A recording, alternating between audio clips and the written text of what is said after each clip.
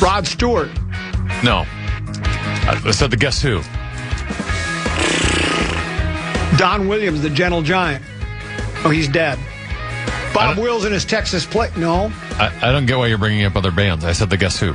Well, that's what I'm doing. I know they're not the best guesses. A couple of the guys are dead, but I never asked you to guess. Well, yeah, you did. You said, guess who? Yeah, because the Guess Who. That's who I'm talking about. The Guess Who and are you set wonder why you're in them. The Guess Who are set to take the stage at the new Mystic Lake Amphitheater this Thursday. We got your tickets in. Just send us a talk back using the iHeartRadio app. Give us your 3 songs you need to hear live from the Guess Who this Thursday for your shot at tickets. Full rules available at KFAN.com. Keyword contest. Someone sent a question that said, how long are you going to talk? What? I'm going to talk 3 hours. For 3 hours. We do it every day. It's just generally a conversation between Tenneby and I. We do take some hydration breaks. So. Yeah, and then Rosen joins us for an hour, 3 days a week. Otherwise, we just talk. We don't do guests. Airtime's too valuable, and I got plenty to say. Someone yesterday said, there's a big story. Talk about it. And then I texted him back. We did. I didn't hit it right up the gut for the first time ever. On one, we talked about it to open the show. That was huge news. It was huge news. So I don't know. Do people not follow along? Follow the red rubber ball. It's time for 5, 3, 4 now. Time now for 5 questions. Well, actually 3, but 5 sounds like more than 4. Brought to you by Willow River Company. Question number 1. We're gonna win, Twins. We're gonna score. It's now time to delve deep into Twins territory. Crack out a home run, shout a hit, hooray! Cheer for the Minnesota Twins today. Yeah, final game of the Dodgers-Twins series is tonight at Target Field. It's a heck of a pitching matchup tonight. Shohei Ohtani will take the rubber for the Los Angeles Dodgers. He's 7-2 with a 1.47 ERA. Is that good? That sounds pretty good to me. And also for the Twins, pretty good one as well. Joe Ryan will start for Minnesota, 5-3, 2.99 ERA. Common, will this pitching matchup even get you to tune in to Dodgers-Twins tonight? I don't have a tee time this evening, so I think so. Yeah, I have to mow the lawn. I haven't mowed it since last Thursday. And I did that in a rush because I knew I was going to be gone Friday, Saturday, Sunday, Monday in San Francisco. And then you couldn't mow last night. Have you ever mowed grass when it's real wet? Yeah, not good. It's not going to work. Sometimes you have to do it, though, and then it just clogs up the mower. I told you I got the new Toro from Lano, 30-inch. Takes me it takes me a third less time to mow my lawn. And I don't want to clog. I'm going to actually try to take care of a piece of equipment for the rest of my life. I never have before. I just snow blowers, lawn and garden tractors, lawnmowers. I just beat the you-know-what out of them. I'm going to try this time. So I think I could watch that game. I wonder if I would bet it's a really big deal for Joe Ryan. Because, it's Ohtani gets all the PR.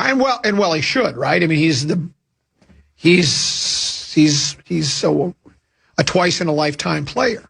I mean, you have Babe Ruth, but he's better than Ruth. So he's once-in-a-lifetime player. Great pitcher, great hitter. And I think Joe Ryan likes going toe-to-toe, right? I mean, and especially when it's interleague, you don't get that opportunity very often. So I bet Joe Ryan will be pumped up. Sure. It should be fun. Do you think maybe he faked his illness so he could get moved back a day? Because he was scheduled to pitch yesterday. And then they pushed him back because he was ill. And that's why they had the scrubs they put in last night where they had the opener and then that reliever they called up from St. Paul who just got rocked. Do you think Joe said, I want Shohei?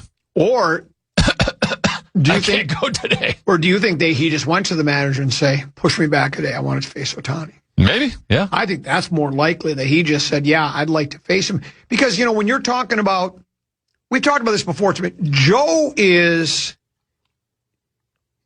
he about to get a new contract? He doesn't have a great, big, huge contract yet, does he? He's still in that arbitration. Every win means something, right? Every percentage point you knock off the ERA involves dollars. So technically, you'd rather, if you're going to face Ohtani, you're going to have a tougher time of getting a win, you would think. But maybe that's for him. It's like tell me, he's like you. He's a tryhard. He wants to face the best. That's what I would think that is. And so I will watch. I would look forward to that. And you know what? I'll be pulling for the hometown 9. I really will. I'm not going to wet blanket. I'm going to pull for the hometown 9. I want Joe Ryan to outduel Ohtani. Question number 2.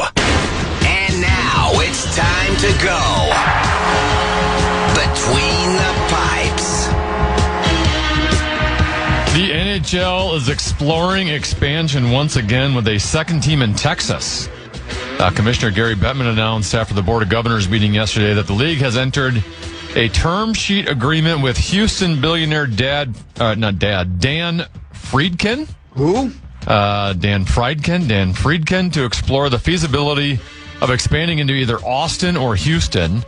The agreed upon price is $3.5 billion in total. Whoa. How much? $3.5 billion in total. Billion with a B? Billion, which would cover the expansion fee, which is roughly $2 billion, and the cost of building a new arena, $1.5 billion. Comment, should the NHL expand into Houston or Austin? They don't have much of a choice. They got to expand wherever they can if they want to continue to grow the game. My question is the Friedkin character. Yeah. Let me guess, oil money. Oil. That'd be my guess, right? With Houston? Oil money. I bet he works for like Exxon or Shell or Quick Trip or Speedway. One of those gas. He is the chairman and CEO of the Friedkin Group, which is a privately held consortium of businesses and investments in the automotive, luxury, hospitality, sports, and entertainment industries. Oh. He's the owner and chairman of Serie A club Roma and Premier League club Everton. As of January 2026, his estimated net worth is at $9.4 billion. I was wrong. I thought for sure it would be oil money down there. So he's into soccer. He's into entertainment. He's got his fingers in it's a consortium of things. He's the grandson of Kenny Friedkin, the founder of Pacific Southwest Airlines. Wow. Also the son of Thomas H. Friedkin, the founder of Gulf States Toyota Distributors. Are you trying to tell me he was born with a silver spoon? Might have been. I've got a plastic fork right now. You got to be careful with those things. Leftover rotisserie chicken. Cauliflower and broccoli mix and some olives. Hell of a lunch. Yeah, if they want to go to Texas, that's fine with me. Do they have enough ice down there for 2 rinks? It gets hot down there. Well, at what point do we not need to expand, though? Or, like, if any league was to expand, to me, like Major League Baseball, you're at 30. You can get to 32 and still have a nice round number. Yeah. NHL's at 32. Once you start getting higher than 32. Yeah. Just seems weird. And I got 9 teams in one division.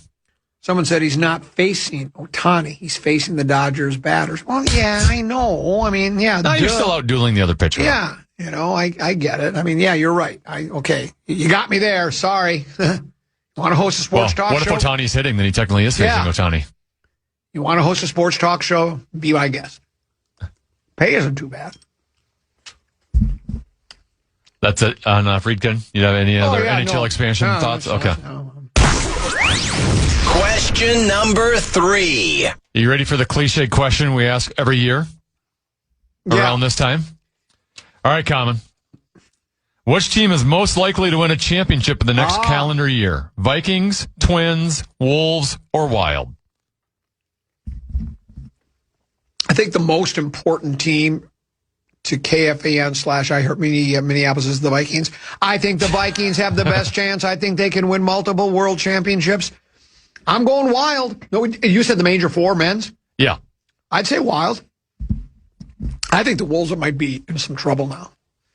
Now, again, Tim Conley's pulled a lot of rabbits out of his hat, that wascally wabbit. But let's face it, trading Randall is basically admitting it was a terrible trade. You're raising the white flag. Yeah, it's, I know it's a money thing. Everything, that's what a lot of these general managers go, it's a money thing, you have to do it. Oh, I had to trade Cat. Had to, you know, they always have that as a fallback. Had to. You know, second apron, luxury tax, had to get rid of somebody. And now it's like, well, we got to get back under that luxury tax. And he's not, whatever you were paying him, his performance wasn't commensurate with that this year. Plus, he's aging. He's got to be 30-ish, isn't he? So I still think Connolly is getting the benefit of the doubt too much in this town. I think you're right. Because what he did in Denver. And then the Gobert trade, a lot of people questioned it, including myself. But I said this 100 times. I was willing to do anything because we're so bad for so many years. And it worked out, got to the Western Conference Finals. Then that was almost like, remember when we were doing Brandon's, was it blundering bets? And I was doing the pitching thing where whatever star pitcher, I just kept doubling down. Let it ride. Let it. Well, eventually, you're going to lose, right? You can't do it. It's like people have a theory. I'll just keep betting red on roulette. And if I lose the first bet for $1, I'll double it and bet $2. If I lose it again, I'll go to 4. If I lose it again, I'll go. Eventually it's got to land on black, right? Or, black, whatever. You know what I'm saying? Thing is, if you run out of money before it changes, you don't have the money. So I guess what I'm trying to say, that was maybe a bad analogy. What I'm trying to say is, it's almost like he kept pushing all the chips into the table again. Now let's go for another big trade. Let's trade Big Meow for DiVincenzo and Randall. And it got them back to the Western Conference Finals. And then it was devastating. You know, DiVincenzo piece, that still looks good. He was having maybe his best year ever until he got injured. Now we're going to miss him for an entire year, it looks like. But yeah, I know everybody. I think the organization thinks all we have to do now is we have Io. I'll just ask. We have Io. Sunmu? We have Io. Nas is going to get a promotion to a starter. And, you know, I read today I think it was a quote from Connolly, somebody about, you know, or somebody wrote this, that they think there's even room for more growth with McDaniel. And maybe there is. But this is definitely, by making that trade and getting absolutely nothing in return, right? Did we get anything in return? Like swapped a draft picks or something? Well, we swapped the wrong way. Yeah. We went from 28 to 33. Yeah. And we did get someone from Chicago that immediately just we're waiving. Right. For the sake to get rid of the contract. So basically all we got in return is we cleared money off the books. That's it. That we could do something with. And so that's admitting that the trade obviously did not go very well. And meanwhile, Cat is the toast of the town in New York. He is now Bodega Cat, NBA world champion. And that's it for today's edition of 5 Questions. Well, actually 3 questions, but 5 sounds like more than 4. My favorite segment of the week, my favorite 2 segments, ROK TOK with Brian O. That's next, right here on the Oh, and by the way, 534 was brought to you by my friends they're outdoor specialists, my friends at Willow River Company. And they have over 10 arborists. Because if you're like me, I had tree trouble. Well, and I know you're thinking, well, yeah, you always have tree trouble on the golf course. I'm talking about in my yard, I had tree trouble. And they took care of it for me. We chopped down a tree and worked out well. Sometimes they don't even need to remove it. They can just fix it. And then they do all sorts of they do landscaping. They'll do, they'll weed your garden beds. They'll mow your lawn. They'll do aeration. They'll install an irrigation system. If it's, they do outdoor. That's what they do. They're your outdoor specialists. Family-owned operations, so come join the family. WillowRiverCompany.com. That's WillowRiverCompany.com.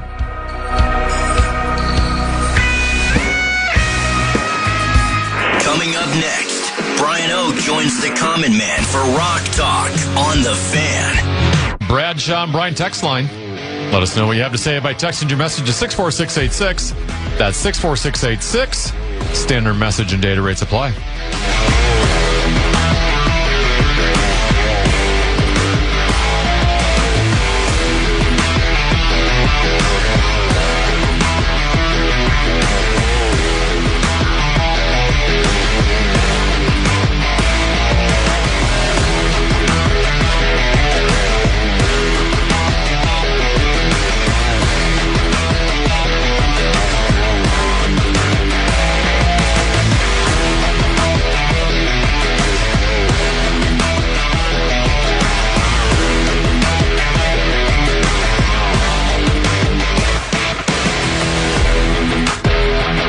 Time for Rock Talk. I'm Comedies Tend to Be, joined by Brian Oake, host of and creator of an award-winning, semi-successful podcast. It's true. It's true. It is true. Yeah, it's just did another episode of it. It's called The Brian Oake Show. Very clever name. Yeah, we just did another one. A young emerging singer-songwriter by the name of Catwalk. That's K-A-A-T Walk. She's got a brand new EP and a release show tonight at the Astor, and she was great. Never met her before, and that's what I love about podcasting. You know, even in my many years in this lovely industry of ours, doing all the different things that we did, working at Cities 97 all those years, we would have artists come by for Studio C performances. And for me, you know, as we talk about on Rock Talk a lot here, it's the background stuff. It's the connective tissue, how the sausage is made that's always fascinated me, because music controls my brain, man. It has such an amazing sway over me. So I'm always trying to learn more about the people who make it and how they do it and what they do. And it never gets old to me talking about it and finding out about it, meeting new artists, understanding that no two people of the millions that create come at it from the same angle. So it's always interesting to me. I love it. I was, this weekend, I was in the birthplace of The Summer of Love, 1967. I was at the corner of Haight and Ashbury. Now, I didn't take in everything because we were doing a lot of different things. Of course. You know, my wife, she loved doing that. She's 10 years younger than me. Yeah. She's not, the Haight Ashbury thing wasn't her thing. But she tolerated it and actually enjoyed it. And I brought you a little token of my appreciation. So fantastic, man. It's a coaster, and it is of David Bowie's legendary mid-'70s mugshot. I can't even remember what the infraction was for. I don't either. But he's my all-time favorite, and it's such a killer image. Isn't and it's I knew you'd like it. It's fantastic. As soon as I saw there was a bunch of, they had Jane Fonda, they had all these people. And I saw that when I went, oh, he'll love this. This is fantastic. So thank you very much. Your I morning appreciate cup of coffee you can set on there. I'm actually, I moved into my own place last year, and one of the things I never bought, I have a coaster. And if I ever accidentally have more than one person there, I don't have enough coasters. Now I can have one person over and still have enough coasters. Yeah, and do you think the band, the Coasters, came when they, I've told this story before when we had Martha Davis in studio. I've had her a couple of times. She was the front woman for the Motels. Right. And they were trying to think of a name for the band, and they drove by and she saw a sign that said Motel. She said, that's our name. Yeah. So do you think the Coasters, he said, we're trying to think of a name. He said his drink on a coaster. He goes, we're the Coasters. It's certainly possible. I'm thinking it's probably more of the coasting along vibe, or people who live along the coast. But that's also, I can't say that's not where it came from. Clive Davis, dead. Your thoughts? Dude, you're the Grum Reaper. Well, I am the Grum Reaper. I am, in fact, it's my job to talk about, eulogize, pedestalize. But, we only really eulogize and pedestalize the ones who have earned it, right? We don't go in too early. We don't talk about people who started calling themselves 9 before they actually had a career or a legacy. We talk about people who've earned it and made it. And 9. It would be hard to overestimate or overdescribe or ascribe too much credit to just what a big deal Clive Davis has been in the world of popular music. Yeah, I remember us talking years ago about the loss of Ahmet Ertegun, who was the guy who steered Atlantic Records through all its many, many years there. There are these certain figures, these certain label heads or A&R guys or whatever, that for whatever reason, maybe they just had a knack for it. Maybe they got lucky. But you can't say that with Clive Davis, because if he got lucky about 40 times in a row, and with all A-lister stars, for a guy who didn't start out in the world of music, not come from a music background, to go on to become one of the most important and influential figures in 20th century music, in popular music, and really that continued into the 21st century. But the mark he left on the second half of the 20th century in terms of popular music cannot be overstated. Well, the first 2 paragraphs of the Hollywood Reporter story, which I check, Lil B checks people.com twice a day. Mm-hmm. I look at the Hollywood Reporter twice a day. There's good stuff there. Thank you. And it says, Clive Davis, the hands-on hitmaker with a golden ear, who brought Janis Joplin, Whitney Houston, and Bruce Springsteen to the world and revitalized the careers of Carlos Santana, Rod Stewart, and Aretha Franklin, died Monday at age 94. He was most recently Chief Creative Officer of Sony Music Entertainment, a former head of labels Columbia, Arista Records, Arista Records, and J Records, and a member of the Rock and Roll Hall of Fame. He died at his home in Manhattan. Recently been hospitalized with an upper respiratory infection. I mean, think of that list of names. Revitalized careers of Aretha Franklin, Santana. Well, I mean, so that we talked about it a little Rod bit Stewart. last year when that Clive Davis documentary came out. It was fascinating to me. And the two biggest stars and the two they really focused on were Barry Manilow and obviously the late Whitney Houston. These are two of the biggest jewels in his whole array, his constellation of incredible stars that he worked with. But when we're talking not just Aretha Franklin, Dionne Warwick, Patti Smith, The Outlaws, Kenny G, Bay City Rollers, Taylor Dane, Milli Vanilli, don't hold that against him, Ace of Base, Air Supply, Ray Parker Jr., Alicia Keys, a great one right there. But The also Grateful Dead. Yeah, the Grateful Dead, Carly Simon, Billy Melissa Joel. Manchester, the Kinks, Gil Scott-Heron, and then he did Pink Floyd, Earth, Wind, and Fire. He nurtured their careers. Correct. He found all these people, and again, this is a guy who was a young guy, went to school, became a lawyer, got a great job at a law firm, and then one of the things the law firm did, one of their clients was CBS, and at the time, CBS didn't really have a major records division. They did a lot of music, a lot of television related stuff. There was a music thing, but when CBS Records sort of spun off into its own entity, they were represented by the law firm that Clive Davis worked for, and the guy who hired him left a year later and put him in charge of that relationship with CBS. Shortly into that relationship, he got the opportunity to go over and be part of the administration of CBS Records, and so he had a ton of lucky breaks, but then every time he got a lucky break, anytime that anybody accused you of just being lucky, because I had some lucky breaks in my career too. We all did. We took advantage of But then what you do is as soon as that door opens, you start working, you show up day one, you show up early every day, you do it, you work. And again, for a guy to come from a non-musical background, really should have just been an administrator. A bean counter would go on to find or promote or revive or just create these careers out of nothing for so many people. And they say he had the golden ear, but it had to be more than that because, again, the opportunity strikes. You find the artist, but then they need to be nurtured. They need to be marketed. They need to be brought along. They need to be raised like children in an industry that is very unforgiving and very demanding regardless of your talent. That's not really, there's a lot of talented people out there. You got to be able to play the game and you got to have an advocate. And you could argue that there's never been a stronger advocate for the artists in his corral than Clive Davis. Two notes in this Hollywood Reporter story that I found interesting.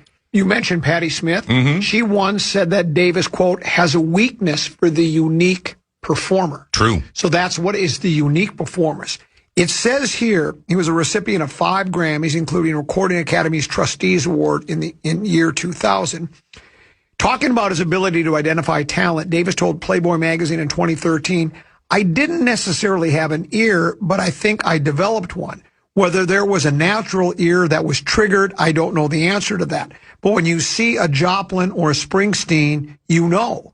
And the statistics start mounting and give you confidence. You think, my God, yeah, I did say yes to Santana. And there was one other where, talking about Springsteen. Let me see if I can find this piece, because this is really interesting. By the way, it says he famously refused to seal the deal with Janis Joplin by sleeping with her. Right. Which the bluesy rocker suggested herself, but he did grow his sideburns. Well, it's a wild story because at the time, he, relatively new to the music industry, goes to the Monterey Pop Festival, sees Janis Joplin, and is so absolutely floored and destroyed, even though she does not conform to the popular music standards of the day. But he's wowed. He is blown completely away, basically signs her on the spot, doesn't let her out of his sight, and makes it happen. And then, because it was that era, she thought, well, this is groovy, man. Let's do this. Why don't we seal the deal by, sealing the deal? And he's like, no, thank you very much, but I'm going to pass. His career he's talking about Springsteen. Yeah. His career had just begun. He gets on stage with his guitar and just stands there. He plays and sings the songs and does nothing else. Emboldened by the confidence I was gaining from my signings, afterward I said to him, Bruce, when you're on stage like that, you can't just stand there. You got to move. He was listening, but I didn't think he was really absorbing what I was saying. 2 years later, Davis caught the singer at the bottom line in Greenwich Village and was, quote, astonished. This was not the Springsteen I'd signed. He was not sitting quietly on the stage. He was not walking around the stage. He was jumping on tables, literally jumping off the stage. After the concert, I went backstage and looked up and said, did I move? And he said to me, did I move around enough for you? He became a performer, one of the best, and that's not why I signed him. I signed him for his lyrics. Yeah. So he wasn't. He just was like, we talked about, when you talk about the Cars. Yeah. When they would be in concert, they would just stand there and they wouldn't move at all. They would just play their cars. So dull. And Springsteen was apparently the same thing. He said, you got to move around. So he said, okay, duly noted. Right. And all of a sudden he became a performer more than just a singer. And one of the most iconic names in American music history. Absolutely. We'll take a break. Clive Davis, may he rest in peace, age 84. There might be another tidbit or two to talk about. Oh, I got a big chunk, but I got one or two things we should for sure mention, but we'll do it on the other side of the break. Absolutely, we'll do that. And then, of course, our favorite Your segment favorite of the second segment, my favorite, Rock Rank. Rock Rank. That's coming up. Do you like Rock Rank more or just saying Rock Rank? Yeah, exactly. You know that. We'll take a break, come back with more here on the Common Man program on The Fan. Brian Oak returns for more. KFAN welcomes some great shows to Mystic Lake Amphitheater. The legendary Bob Dylan will be there July 6th. Motley Crue on August 21st, and Santana and the Doobie Brothers on August 27th. Get the complete details on all of our upcoming shows on the concert page at KFAN.com, keyword calendar. We call it Rock Talk. Why? Because we talk about rock and roll music. So we call it Rock Talk. Oh, that's why you call it. No. You know, just like, did you know that when we used to do a Viking show called Vikings Uncensored at Joe Censors? Vikings Uncensored. But it was censored because it had Joe Censor on it, so it was censored in that way. Yeah, well, it's interesting. Yeah. There's a lot of layers to something like that. Well, that's it. Clever wordplay. Yeah, thanks. It's complicated. It really is. So, radio's a complicated business. Clive Davis dead this week at the age of 94. And again, I think there's a lot of people who think maybe that all you and I do is talk about dinosaurs that nobody knows anymore and nobody cares about. And maybe even when they heard that absolute amazing constellation of luminaries that he brought to bear, it does also drift into something more of the modern era, because in addition to eventually leaving CBS and creating Arista Records as sort of his home base and a new major player in the American music market, and of course he signed foreign stuff too, like Pink Floyd. He was responsible for their distribution everywhere outside of Europe. He also worked with L.A. Reid and Babyface to make LaFace Records, which means that without Clive Davis, we don't have a TLC, Usher, Outkast, Pink, and Toni Braxton. These are all massive names. He also, and although this is sort of, infamous now, but he did help Sean Puffy Combs with the creation of Bad Boy Records. He did, in fact. He helped him put it together, which was the home of Notorious B.I.G., Craig Mack, Mace, 112, Faith Evans, etc., etc. He admitted, some of Common's favorites. He did. They are my favorites. I know they really are. He did admit later that he didn't quite get hip-hop, or as he called it, rap music. But again, he was the guy who sort of had this, the ability to spot a thing that wasn't like everything else, but was still good enough to be popular to a wide he had a unique gift, whether it was the ear, whether it was a gut reaction, whatever it was.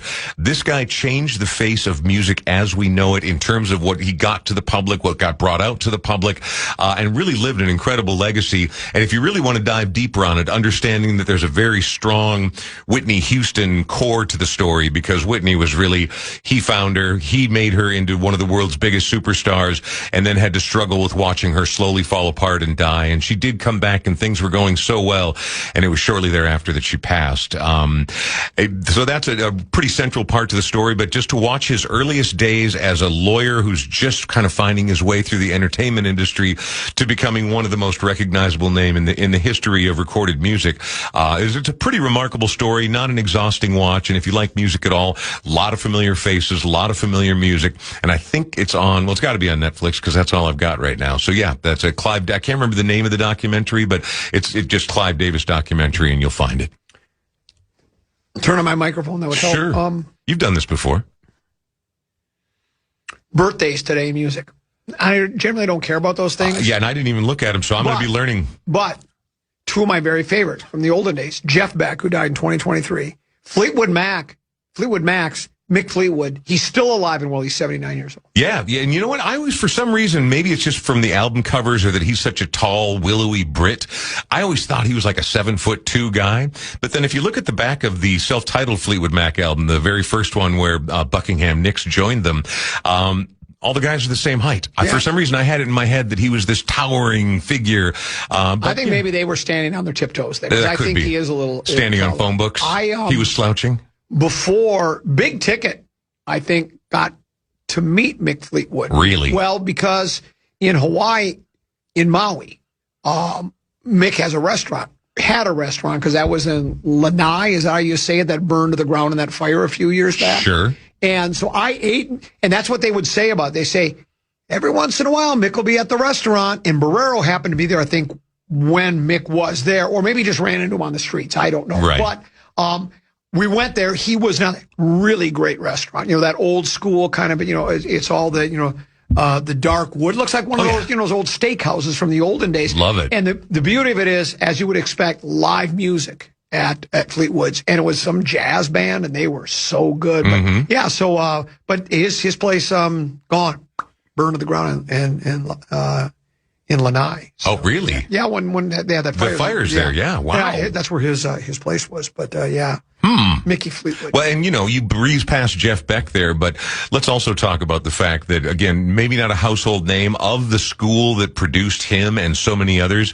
Here, unless you're a deep music head or a deep blues head, not everybody knows Jeff Beck. But Jeff Beck came from the same band, Yardbirds, that gave us Jimmy Page and Eric Clapton, and should be revered and talked about, you know, like, what's his name? I'm not even going to be able to think of his name now. John Mayall, you know, a game that even fewer people know, but a guy who's every bit as important. And, you know, the British blues movement of the early 60s, that blues rock where they revered these American blues artists from the previous 30 years, that's where we get the Beatles. That's where we get so much of Western rock and roll was out of that blues movement. And Jeff Beck was a central figure. So happy birthday to Mr. Beck. Well, and you know, he was another one of those. There are those handful of great guitar players that really didn't, as a solo artist, have top 40 hits. They just didn't do it. They were just great guitar players. But dozens of albums that are very well regarded by rock aficionados. Yeah. Yeah, but no, he was not a household name and not somebody who was appearing on American Bandstand by any stretch of the imagination. Yeah, sure. You got anything else there? What else do I got at here? Let's see. Phoebe Bridgers, who is a popular modern day artist, singer-songwriter.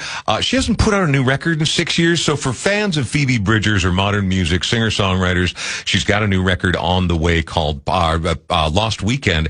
I'm not 100% sure when it's coming out, but it's kind of a big deal because for an artist as young as her to not have had a record in 6 years, that's kind of wild after she was on a great 3 or 4 album tear there and then went quiet. And now she's going to be back with a new one, so that's pretty exciting. Your gal, Taylor Swift, she made a surprise appearance at Travis Kelce's Tight End University.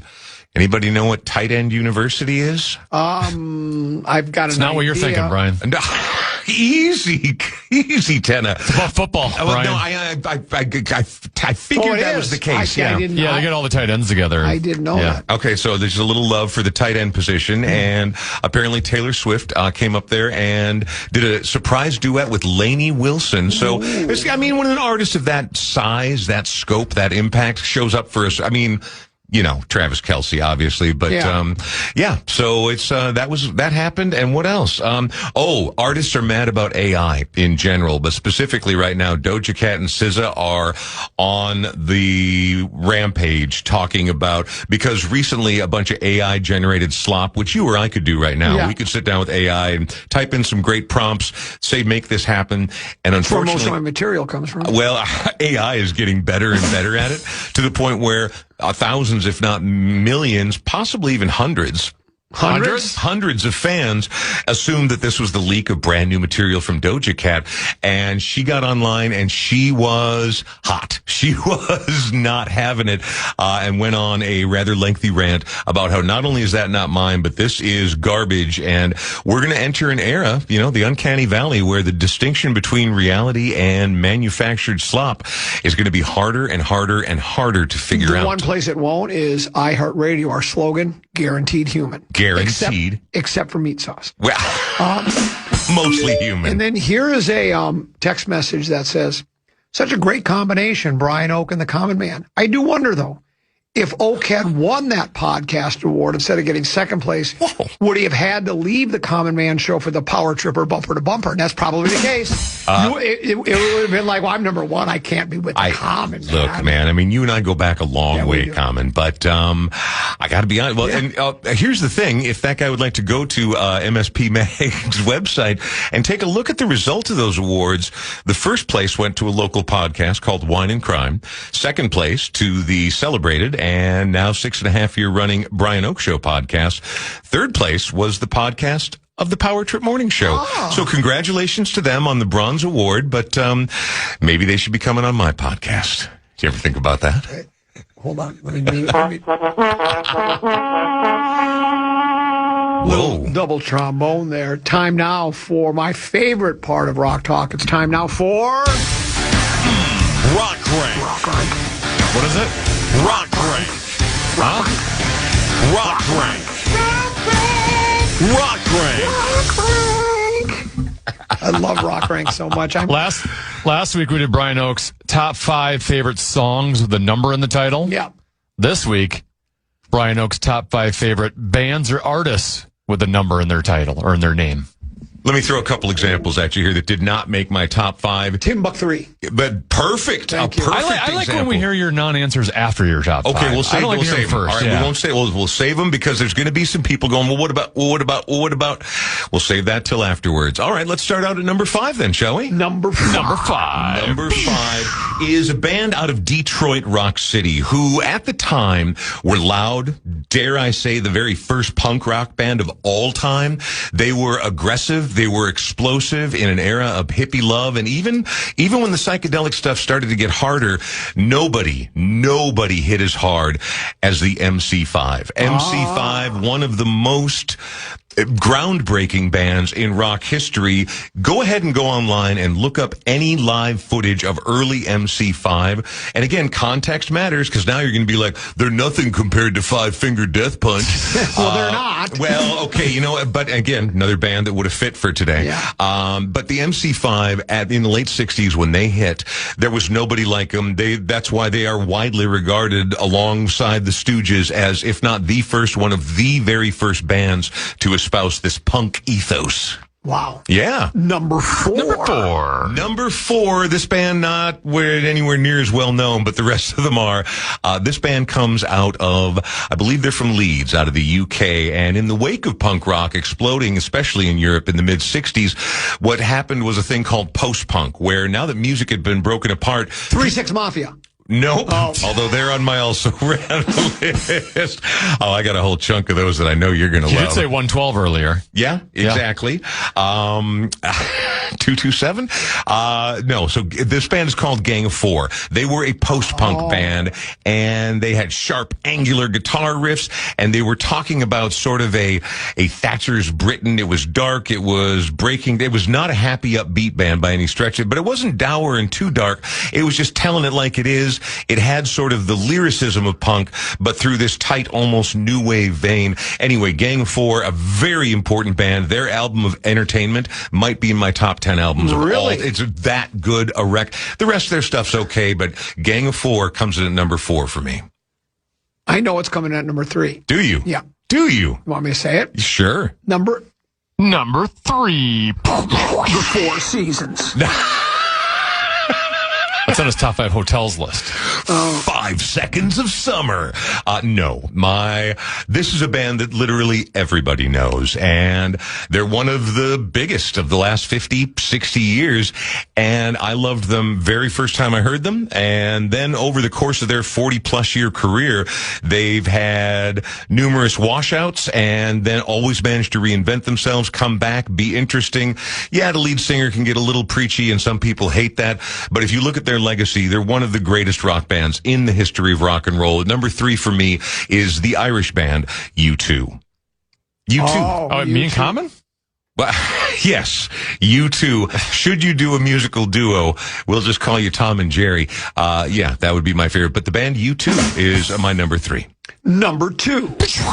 Number 2 came to life towards the end of the 80s, early 90s, and made industrial music commercial, made it palatable. Before that, it was loud. It was a lot of people who went to German techno clubs listened to this kind of music. But along came a young, troubled man who was singing about real dark stuff. He would have been a gothic guy, except he loved 808s and big, heavy beats. Oh, and he continues to make incredible music to this day. In fact, he's gone on to be an Academy Award winner. I am talking about Trent Reznor and his band 9 Inch Nails. 9 Inch Nails. 9 Inch Nails. Pretty Hate Great Machine. band name, too. A great band name, and it really speaks to what the band is. And Pretty Hate Machine, I mean, although there are a bunch of good records in there, Pretty Hate Machine is one of the most challenging and interesting debuts of any artist ever. Wow. The end. Number 1. American band out of the American Southeast. You wouldn't think of them as an American Southeast band, but they absolutely were.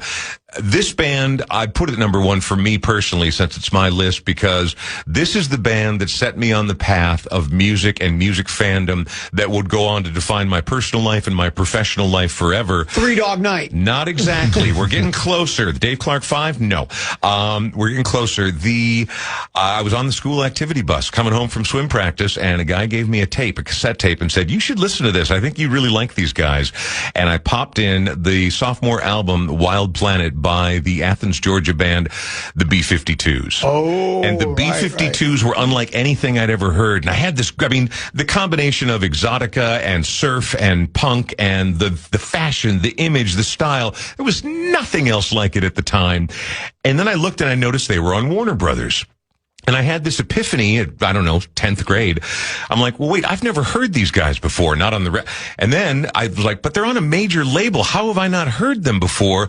And I had this dawning that, oh my God, there's so much music out there that I've never heard before. And that's really what catapulted. That was the match that lit the fuse for me, was the B-52s. And to this day, they are absolutely one of my favorite bands. And those first 2 albums of theirs are as good a number 1 and 2 punch as any American band I could think of. What do you got against Three Dog Night? Jeremiah was a bullfrog. Didn't crack the top 5. I mean, I got them on my list here. What about Jackson 5? Jackson 5 are fantastic. Ooh. They're right on there.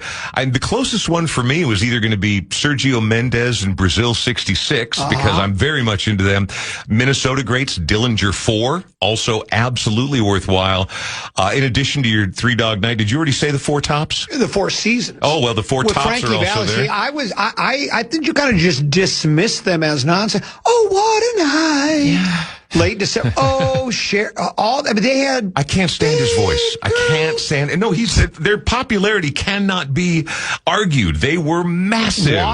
Watch the video that goes along with Oh What a Night, December '63 in Frankie Valli. It's so cool. Well, he was cool. He just was. So he's sitting on the stool and they're playing right, and he just did the part. Oh, I got a funny feeling when she walked in. So he sings it twice. Yeah. And he's got the leisure suit on, the match. And he's sitting there and he's kind of just shrugging his shoulders. He's getting ready for his part. And he's got the headset, but he just takes the one can. Of course. And just before he starts singing, then he puts it up to his ear and he does the lip thing, like Elvis used to do. He was just cool. Yeah. No, Frankie Valli was cool. He was cool. I wish his voice wasn't so irritating. But no, he was the guy for a very long time. Hey, we did bring up the Power Trip before. Maybe we did that off air. Oh no, we did. We talked about the awards. Yeah. 311 also. Light years better than the Beatles. Light years better. That's what. According to Corey Cove. He did not say that. He said 311 is light years ahead of the Beatles. Okay, it's one thing to say I like them better than the Beatles, but to say not just better than, light years better than, and I know that I understand fandom. I understand if something moves you and something doesn't. But in the 311 vein, what else do we got? Maroon 5, a band I cannot stand. I like Payphone. They had a bunch of hits though. Yeah, well, huge hits. They're massive. Adam Levine though. Do you think they kind of sold out a little bit? I felt like they were, when they first came out, they were a little more rockish, and it seemed like they kind of just went we're going to go down the pop route here. Now, made them a bunch of money. Yeah, well, I mean, that ton of money. And I felt like their sound changed. 100%. If you go back and listen to because they used to be a band called Flowers for Tara or something like that. And then they had, maybe That's I'm conflating two things. That's my favorite band that is named after a plant. Flowers by Tara. It's funny you bring that up because I hope that's a topic. That'll be next week. Whatever their Flowers for Jane. I might be conflating a couple different things here, but yes, early on, you're absolutely right. And they were also kind of mellow, cool dudes. I had a chance to interview them a couple times. And then all of a sudden, people decided that, Adam Levine was a star and he was handsome and he was good and he had moves like Jagger. And actually, I do like that song quite a bit. Well, this actually, tend to be saying about sold out and they became commercial and such like that. Yeah. I've always pushed back on that because if you are, let's say the three of us have a band. Yeah. And everything we're putting out, nothing's selling. We're not making any money. And all of a sudden, it's like what they did with Boss Skaggs. Yeah. A couple of members of Toto went to him, Picaro and can't remember the other one. But they said to him, they said, dude, if you want to be making you got to. And that's when he put out Silk Degrees, and it made him a household name, and it made him who he is today. Yep. And so the same thing. So being too commercial just means the music you're making is really popular and people like it. That seems like what the goal is supposed to be, isn't it? Right. Well, but if you're just, I'm an artist and I just write and play what moves me. Well, great. Then you might have to move to a neighborhood that doesn't quite. It depends on why you do it, right? And what you wanted to do and how you wanted to do it. And, I got accused of going from Rev 105, Revolution Radio as my first gig. I got a very cool gig as my first pro gig. And then when I went to work for the evil competitor who bought us out, I was considered a sellout. And I'm like, no, I just want to work in radio, man. And I'll take any gig I can get my hands on. I didn't. Trust me, I needed to make more money than I was making then to be a sellout. You won the gold medal for sellouts. Yeah. You only got the silver for the podcast, but for sellouts, you won the gold, you sellout. Matchbox 20, Blink 182, Sum 41, 4 Non-Blondes, UB40, One Direction, 21 Pilots, 3 Doors Down, Dave Clark 5, Tupac, 2 Live Crew, 3-6 Mafia, You didn't D12. put Tupac on your list? I just put Tupac, not on my list. What's wrong with you? Because he's the greatest rapper of all time. Why don't we do that next week? How about Brian's 5 top 5 rappers of all time? The one you left out that my favorite is Foreigner. That's Foreigner. That's how do you not have Foreigner in there? Yeah, how do you not have Foreigner? Because it doesn't qualify. It doesn't? I got 38 Special on my also rans. 10,000 Maniacs. Just like Haircut 100. Just like last week when we did the numbers and the songs. Why didn't you put Wonderwall on there? Unbelievable. Yeah, Wonderwall. Give yourself, come on, somebody give yourself a 10,000 Maniacs like the weather with Natalie. It's so good. Great. Ben Folds 5, 808 State, and one last one for you, Common. 10 years after. 10 years after. Elvin Lee. Yep. Always good to see you. You have a podcast and people can find it easily, right? Very easily. It's the Brian Oak Show. Just did episode 586 this morning and more on the way. You can find it anytime you'd like to listen to it on the free iHeartRadio app. Talk to you next Wednesday. See you then. That's Brian Oak. He's 10 to be. I'm Common. No Mark Rosen this week. He's recovering from knee surgery. But we'll literally kill the next hour from 2 until 3 here on the Common Man program on the Fan.